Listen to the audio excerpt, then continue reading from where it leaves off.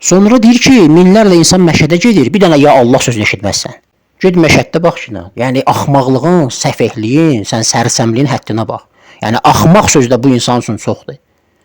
Deyir ki, məşədlərə gedirlər. Bu bilirsən deyin təsiridir. İbn Teymiyyə salıb bunların dinləyib bizə deyirdi ki, şiələrin dini, ağlı yoxdur. Nə əqli var, nə dini var Rafizin. Nə dini var, nə əqli var. Bax görürsən ağılsızlıq nədir? Deyir şiələr gedirlər məşədə. Məşəddə bir dənə Allah çağıran yoxdur. Harada getmisən, məşəddə görmüsən ki, bir dənə Allah çağıran yoxdur. Adamlar gedir məşədə. Düzdür, məşədlər var da. Gedir ora. Bir dəfə ya Allah sözünü eşitməzsən. Yoxdur.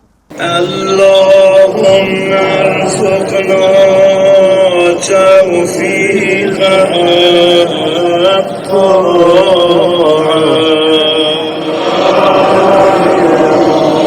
وبعد المعصية. Hansı Rafizidən eşidə bilərik ki, getsin məşədə, məşəddə əlini atsın, desin ya Allah, ya Allah ursuqni, ya Allah mənə övlad ver, ya Allah, ya Allah. Yoxdur.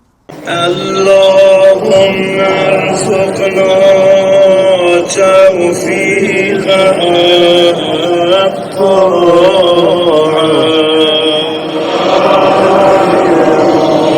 وبعد المعصية وصدق النية. Bütün həyatda yaşanılan problemlərdə Allah'a deyil, imamlara üst tuturlar. Allah bizi Xanım Zəhranın həyatını bilib bu həyata əməl edənlərdən qərar versin. Bütün həyatda yaşanılan problemlərdə Allah'a deyil, imamlara üst tuturlar. Yavaşdan da danışmırsınız. Allah bu 10 gün Məhərrəmliyi hamımızdan qəbul eləsin inşallah. Allah inşallah bizi Xanım Zəhradan ayrı salmasın. اللهم إنا نسألك وندعوك باسمك العظيم الأعظم الأعز الأجل الأكرم İlahi dualarımızı müstecab elə. Bütün həyatda yaşanılan problemlərdə Allah'a deyil, imamlara üst tuturlar. Mümkün Peyğəmbər və onun əhli beytini tək qoydunuz. Allahın verib Peyğəmbər və onun əhli beytinə Allah təala bizi Peyğəmbərdən sonra tarixi düzgün oxuyub başa düşənlərdən qərar versin.